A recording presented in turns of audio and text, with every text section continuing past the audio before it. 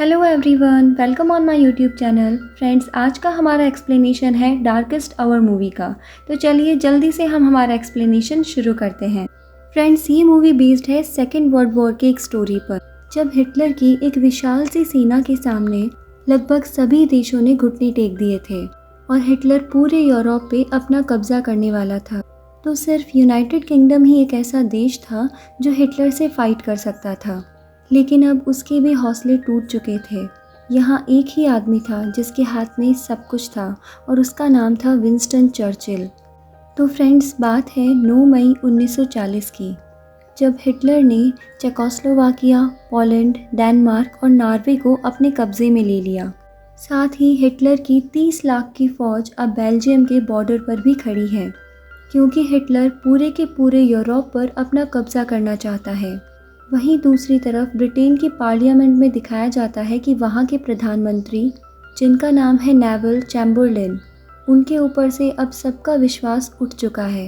सबका ये मानना है कि सेकेंड वर्ल्ड वॉर के दौरान जैसी रणनीति ब्रिटेन की होनी चाहिए थी, उस तरह की रणनीति नहीं रही और इसी वजह से हिटलर यानी कि जर्मनी अब पूरे यूरोप पर अपना कब्जा कर लेगा।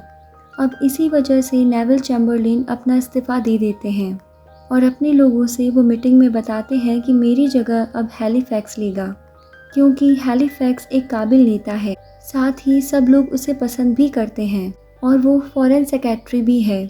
लेकिन हैलीफैक्स ब्रिटेन के वर्तमान हालातों को देखते हुए सत्ता को अपने हाथ में लेने से मना कर देता है। सब जानते हैं कि यूरोप को हिटलर से बचाना नामुमकिन है, क्योंकि हिटलर इस वक्त बहुत ज़्यादा पावरफुल है और अब इन हालातों में प्राइम मिनिस्टर की पोस्ट के लिए सिर्फ और सिर्फ एक ही नाम बचा है और वो नाम होता है विंस्टन चर्चिल का। चैम्बरलेन कहते हैं कि विपक्ष भी उन्हें एक्सेप्ट कर लेगा। हालांकि विपक्ष के लोगों में भी कोई नहीं चाहता कि चैम्बरलेन प्राइम मिनिस्टर बने, लेकिन किसी के पास अब कोई दूसरी चॉइस नहीं होती। अब हम चर्चिल को देखते हैं, जो शराब पीने का बहुत शौकीन है। साथ ही साथ उसका स्वभाव थोड़ा सनकी टाइप का होता है। आज उसकी नई सेक्रेटरी ने उसको ज्वाइन किया है। अब जैसे जैसे चर्चिल स्पीच देता है, सेक्रेटरी टाइप कर रही होती है, लेकिन फिर भी उसे बहुत डांट पड़ती है, क्योंकि चर्चिल उसमें बहुत सारी गलतियां ढूंढता है। वो उससे कहता है कि तुमने इन वर्ड्स के बीच में स्पेस नहीं दिया, तुमने यहाँ मिस्टेक कर दी एंड ब्ला ब्ला। और इस तरह से वो सेक्रेटरी एलिजाबेथ को नौकरी से निकाल देता है। और जब एलिजाबेथ वहाँ से निकलती है तो एक आदमी बाइक पर वहाँ आता है और वो उसे एक रॉयल लेटर देके जाता है और वो लेटर लेकर उसे चर्चिल के पास जाना पड़ता है। चर्चिल उस लेटर को पढ़ते हैं। इसमें लिखा होता है कि किंग जॉर्ज 6 ने उनको अपने महल में बुलाया है। अब हमें शाही महल का सीन दिखाया जाता है, जहाँ पर किंग जॉर्ज 6 ब्रिटेन के एक्स प्राइम मिनिस्टर चैम्बरलेन से बात कर रहे होते हैं।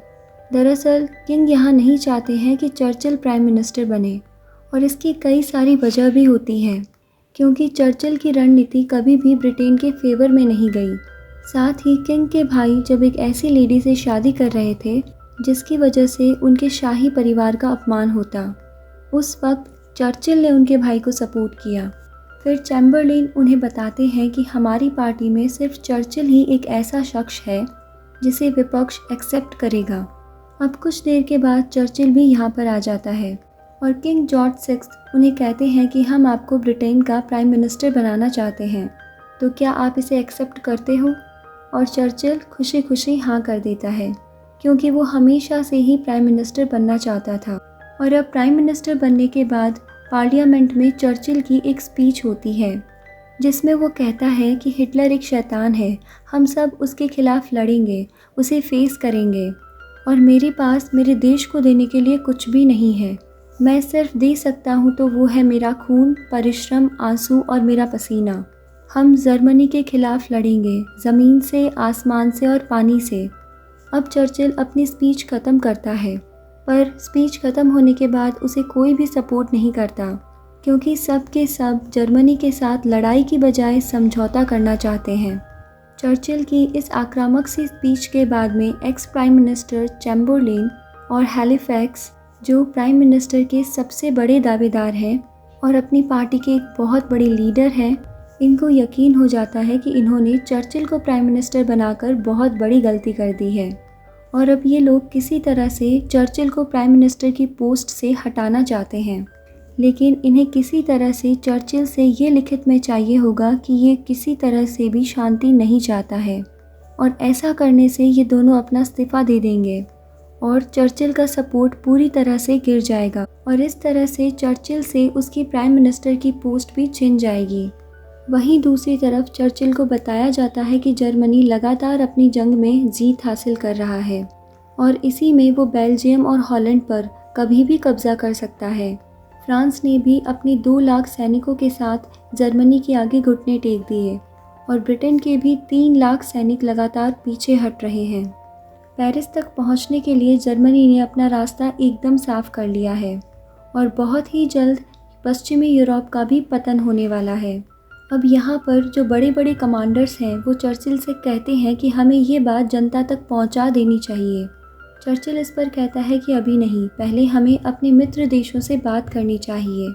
चर्चिल अपने मित्र देशों से बात भी करते हैं, लेकिन कोई भी उनकी बात नहीं मानता, कोई भी उनकी मदद नहीं करना चाहता और ना ही कोई जवाब में हमला करना चाहता है। वहीं अब चर्चिल का रेडियो के थ्रू लाइव प्रसारण होता है, जिसमें वो अपने पूरे देश को बताते हैं कि फ्रांस और जर्मनी के बीच में लड़ाई हो रही है। जर्मनी ने फ्रांस के एक छोटे से हिस्से पर अटैक कर दिया है और फ्रांस उन्हें मुंह तोड़ जवाब दे रहा है, जबकि जर्मनी ने फ्रांस के बड़े बड़े हिस्सों पर अपना कब्जा कर लिया होता है। कई सारे सैनिकों ने उनके सामने घुटने टेक दिए।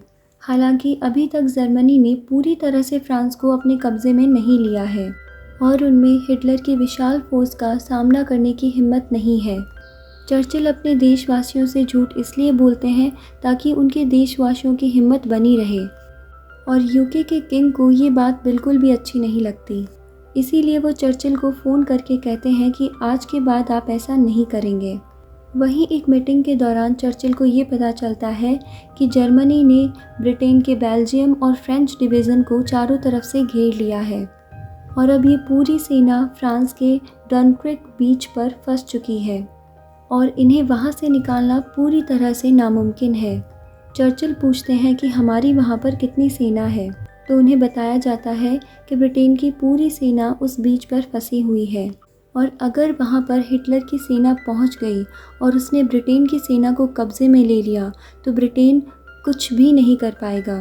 और अब चर्चिल किसी भी कीमत पर अपने सभी सैनिकों को वहाँ से निकालना चाहते हैं, लेकिन ये इतना आसान नहीं होगा क्योंकि जर्मनी की सेना वहाँ से मात्र 50 माइल्स की दूरी पर ही है और वो किसी भी वक्त डनक्रिक बीच पर पहुँच सकती है।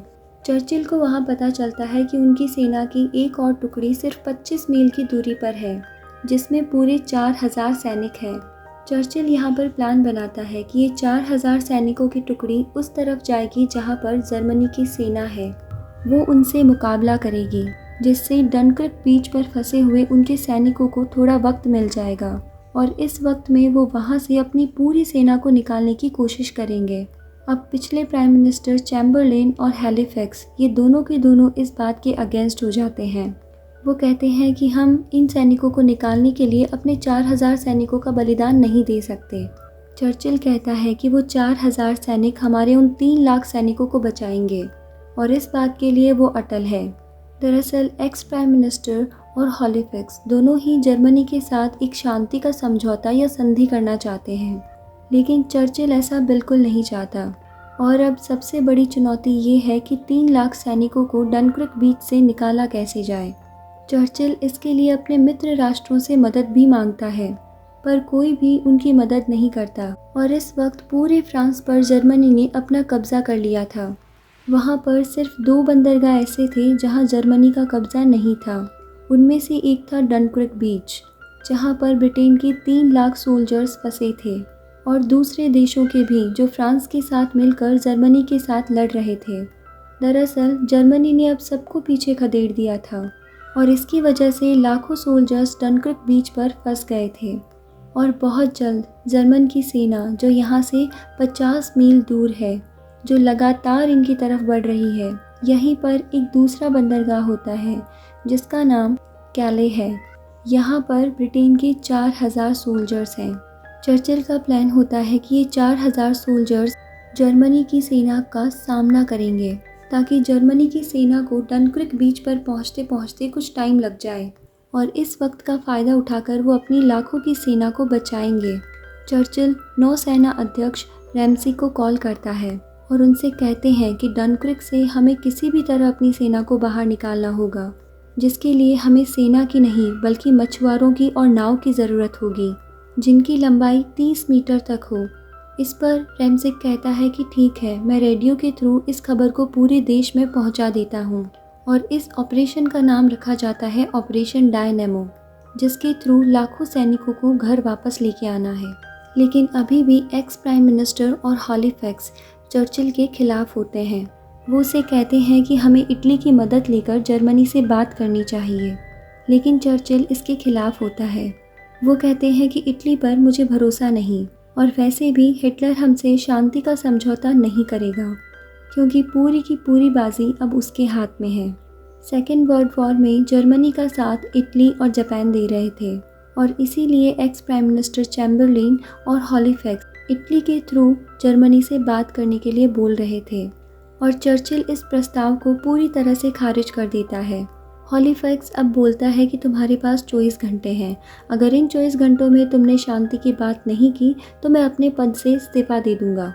चर्चिल उसे कहता है कि मुझे तुम्हारी ज़रूरत है, क्योंकि अगर हॉलीफैक्स ने और एक्स प्राइम मिनिस्टर ने रिज़ाइन दे दिया तो उन्हें वोट ऑफ नो कॉन्फिडेंस के तहत प्राइम मिनिस्टर के पद से हटा दिया जाएगा। चैम्बरलेन और हॉलीफैक्स ऐसा इसलिए कर रहे होते हैं क्योंकि वो नहीं चाहते कि डनक्रिक पे फंसे हुए उनके 3 लाख सैनिक मारे जाएं और जर्मनी उनके घर तक पहुंच जाए। वहीं कैले बंदरगाह, जहां पर 4000 सैनिक हैं, वहां के ब्रिगेडियर निकल्सन को चर्चिल का लेटर मिलता है। वो कहते हैं कि आपकी वजह से डनक्रिक पर हमारे जितने भी सिपाही हैं वो सुरक्षित हैं, पर हमें खेद है कि हम आपको वहां से कभी भी निकाल नहीं पाएंगे। यानी इन्हें जर्मनी से लड़ते हुए अपने देश के लिए अपनी जान देनी होगी। लेकिन डनक्रिक बीच से लाखों सिपाहियों को निकालना इतना आसान नहीं, क्योंकि जर्मनी उनके ऊपर हवाई हमला भी कर सकती है। वहीं अब ब्रिटेन को जर्मनी का एक खुफिया रिकॉर्डेड टेप भेजा जाता है, जिसमें जर्मनी की पूरी रणनीति होती है और उस रणनीति के तहत जर्मनी हवाई हमला नहीं करेगी। उनके पास 200 वाटर बोट्स हैं और हर एक वाटर बोट में 100 सैनिकों को भेजा जा सकता है और जो दूसरी सेनाएं डनक्रिक में फंसी हुई हैं उन पर वो हमला करेंगे। यानी कि वहाँ से बच निकलना लगभग पूरी तरह से नामुमकिन है। ब्रिटेन की इस जंग में पूरी तरह से हार है। वहीं हमें दिखाया जाता है कि बेल्जियम ने अपनी हार मान ली होती है और आज की रात वो जर्मनी के सामने आत्मसमर्पण करेगा और बहुत जल्द पूरा फ्रांस भी ऐसा ही करने वाला है। चर्चिल यहाँ पूरी तरह से टूट चुका है क्योंकि उसके साथ अब कोई नहीं है और उनके पास भी अब जर्मनी से संधि करने के अलावा और कोई रास्ता नहीं है। इसीलिए वो इस बात पर एग्री करते हैं कि वो जर्मनी की संधियों को सुनना चाहेंगे और चर्चिल फिर से अपने घर आ जाते हैं और अपनी टाइपिस्ट से एक लेटर टाइप करवाते हैं, जिसमें वो कहते हैं कि मैं जर्मनी के साथ शांति वार्ता के लिए तैयार हूँ। और तभी वो न्यूज़पेपर में हिटलर की फ़ोटो देखते हैं, जिसकी वजह से वो गुस्से से भर जाते हैं और बड़बड़ाना शुरू कर देते हैं। यहाँ जो टाइपिस्ट होती है उसकी डेस्क पर एक फ़ोटो रखी होती है। चर्चिल उससे पूछते हैं कि ये कौन है, तो वो बताती है कि ये मेरा भाई है जो डनक्रिक बीच की तरफ भाग रहा था, लेकिन ये कभी भी डनक्रिक बीच नहीं पहुंच पाया।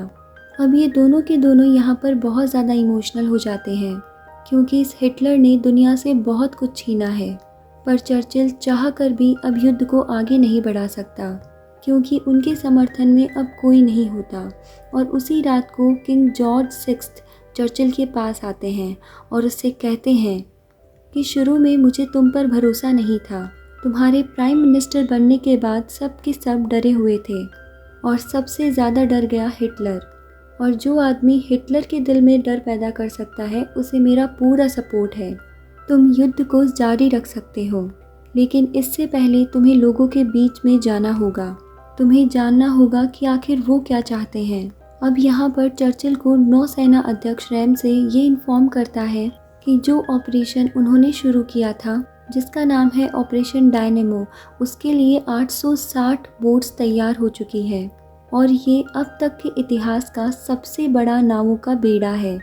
जो डनक्रिक में फंसे अपने लाखों सिपाहियों को बचाने और वहां से निकालने की परमिशन चाहता है। चर्चिल उन्हें परमिशन दे देता है। फिर अगले दिन चर्चिल पार्लियामेंट के लिए निकलते हैं, जहां पर उन्हें जर्मनी के साथ शांति पर बात करने के लिए एक स्पीच देनी है। लेकिन पार्लियामेंट पहुंचने से पहले वो अपनी गाड़ी से उतरकर एक ट्रेन में पहुंच जाते हैं, जहां पर कॉमन पीपल या कहें तो आम लोग होते हैं। वो उनसे जर्मनी के साथ समझौते पर बातचीत करते हैं। वो उनसे पूछते हैं कि अगर जर्मन सैनिक यहाँ पर आ गए तो आप लोग क्या करोगे। सब कहते हैं कि हम आखिरी दम तक उनसे लड़ेंगे, लेकिन उनके सामने घुटने नहीं टेकेंगे। और ये सुनकर चर्चिल जानते हैं कि उन्हें आगे क्या करना है। वो पार्लियामेंट पहुंचकर सबसे ये कहते हैं कि हम आत्मसमर्पण नहीं करेंगे। हम हवा में, पानी में, पहाड़ों पर, गलियों में सब जगह लड़ाई करेंगे, लेकिन किसी भी कीमत पर हम अपनी पार्लियामेंट में हिटलर का झंडा नहीं लहराने देंगे। और जनता भी यही चाहती है। अब पार्लियामेंट में जितने भी मेंबर्स होते हैं सबके अंदर जोश भर जाता है और वो सब के सब चर्चिल के सपोर्ट में आ जाते हैं। और अब इतने बड़े सपोर्ट के बाद चैम्बरलेन और हैलिफैक्स की कोई नहीं सुनेगा। अंत में हमें बताया जाता है कि डनक्रिक ब्रीच से 3 लाख सैनिकों को घर वापस लाया गया। नेविल चैम्बरलेन जो बीमार थे, उनकी 6 महीने बाद मृत्यु हो गई। चर्चिल ने हैलिफैक्स को वॉर कैबिनेट से हटा दिया और उसे वॉशिंगटन भेज दिया। और इस फैसले के ठीक 5 साल बाद 8 मई को ब्रिटेन और उसके साथी देशों ने अपनी जीत घोषित कर दी। और इस तरह से 8 मई 1945 का मंगलवार का दिन आज तक के इतिहास में सबको याद है। फिर एंडिंग में हमें विंस्टन चर्चिल का एक कोट बताया जाता है, जिसमें वो कहते हैं कि success is not final, failure is not fatal, it is the courage to continue that counts. यानी कि कामयाबी अंत नहीं है, असफलता घातक नहीं है, और इस दुनिया में सिर्फ एक ही चीज़ काउंट होती है और वो होता है साहस। तो दोस्तों, ये था हिटलर का वो फैसला जिसकी वजह से हिटलर का तख्ता पलट हुआ था। तो फ्रेंड्स, आज की मूवी हमारी यहीं एंड होती है। आपको वीडियो कैसा लगा कमेंट सेक्शन में ज़रूर बताएं। चैनल को सब्सक्राइब करें, वीडियो को लाइक करें और बेल आइकन को प्रेस करें ताकि नए नए वीडियोस के नोटिफिकेशंस आपको मिलते रहें। अब हम मिलते हैं नेक्स्ट वीडियो के साथ। तब तक के लिए bye bye, take care and thank you.